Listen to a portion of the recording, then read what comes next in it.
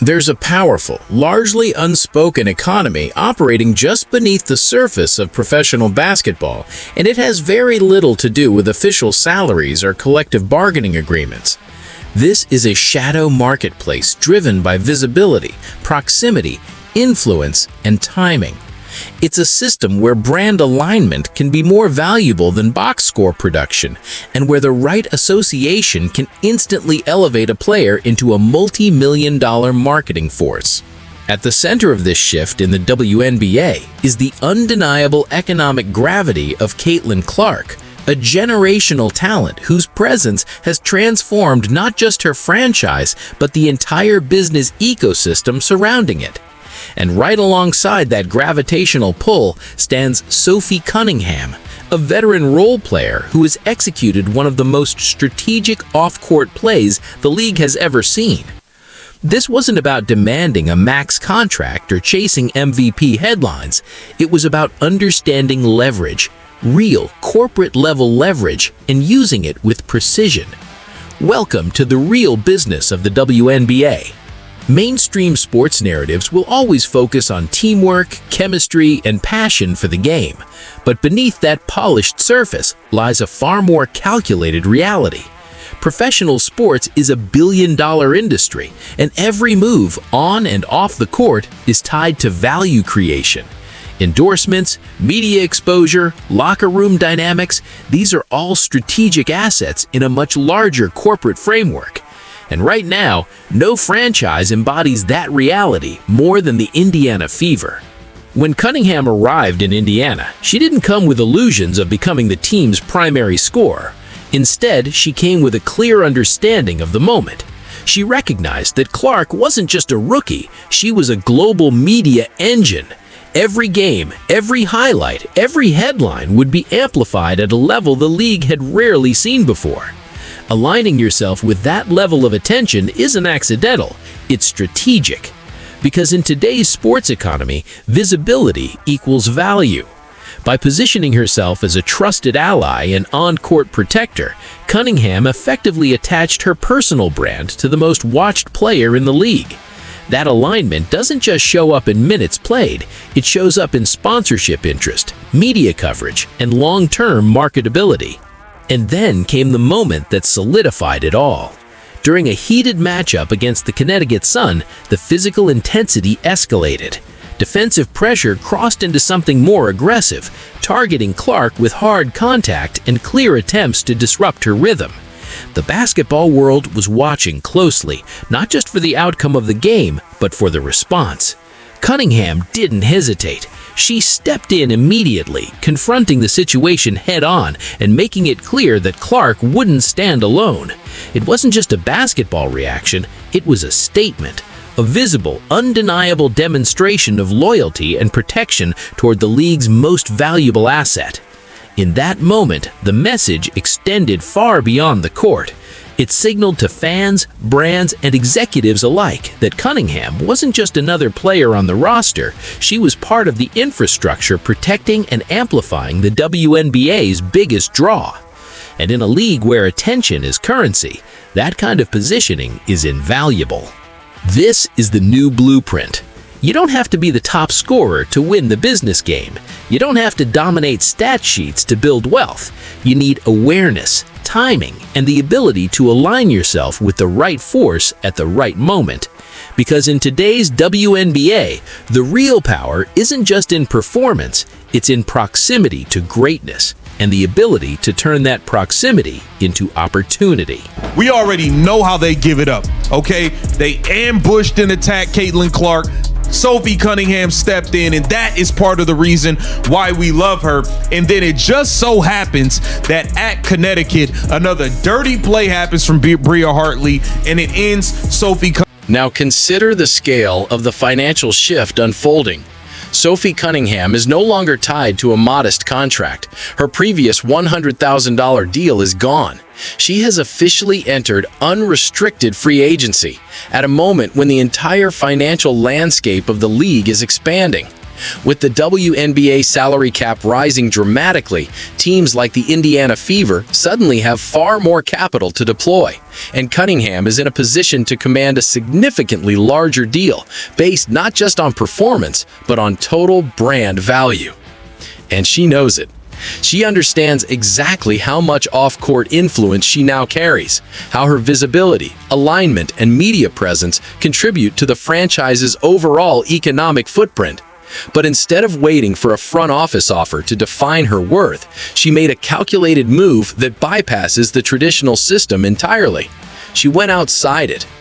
Rather than relying solely on league salary structures, Cunningham leveraged her rapidly growing digital presence to tap into corporate partnerships and external funding streams.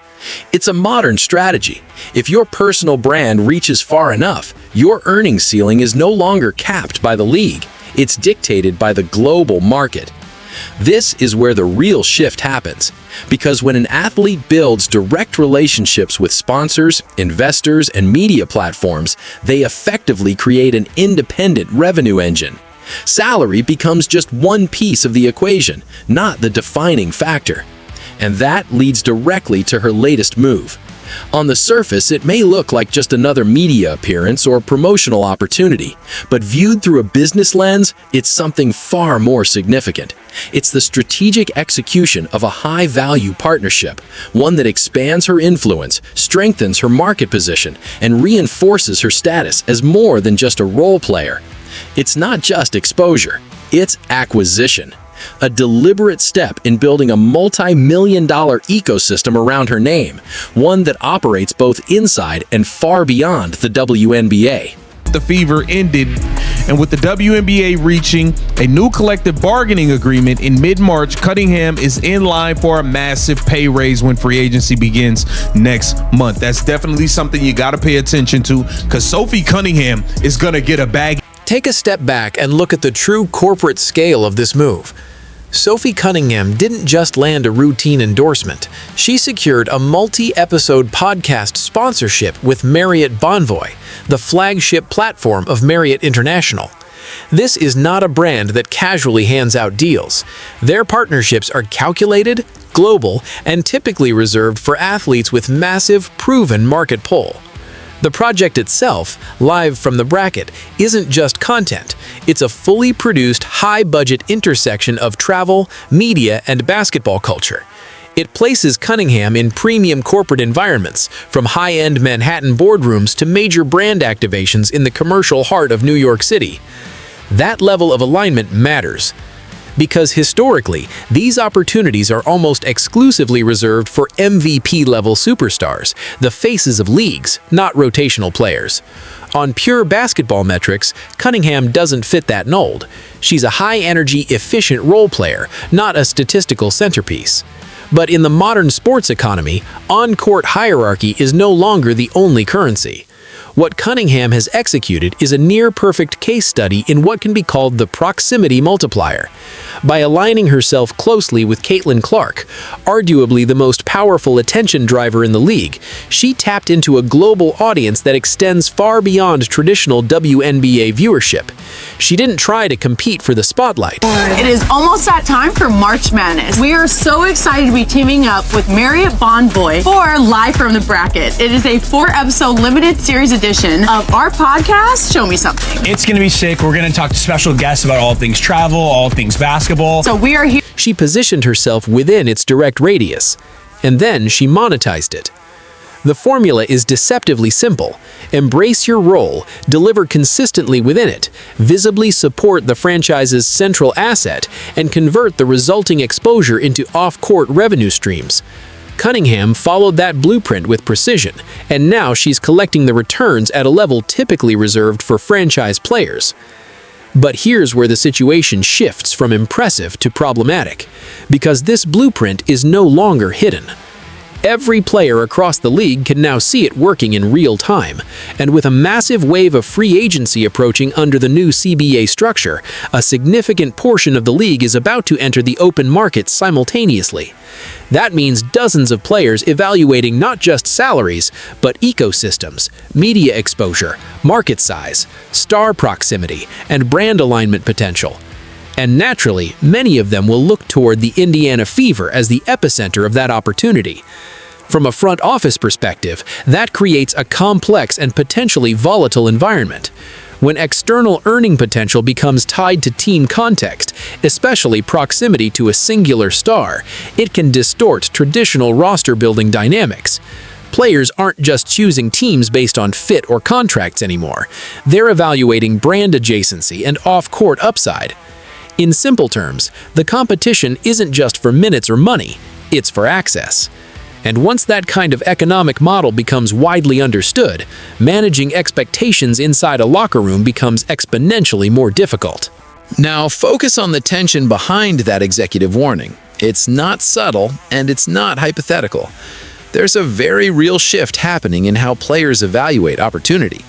With the rise of Caitlin Clark as a global attention driver, the Indiana Fever have become more than just a basketball destination. They've become an economic hub, and that naturally attracts interest. But framing it as panic or a wave of players only chasing personal gain oversimplifies what's actually a more complex market evolution. What we're seeing is a new layer of decision-making. Players are no longer evaluating teams. Sophie Cunningham has garnered off the floor. Now, we don't know how much. We don't know if she's made a couple $100,000. We don't know if she's made millions off the floor. We don't know. But free agents are going to see Sophie Cunningham's off the floor success, which solely on championships or on-court systems. They're also considering visibility, market size, media exposure, and long-term brand growth. That doesn't mean they don't care about winning. It means the definition of value has expanded. And yes, Indiana now sits at the center of that equation. That creates pressure on the front office, but not necessarily chaos, because attracting attention is a double-edged sword. On one side, it brings in talent, sponsorships, and relevance. On the other, it requires sharper roster construction and clearer organizational identity. Looking back at previous free agency decisions, it's fair to say the Fever had resources, cap space, and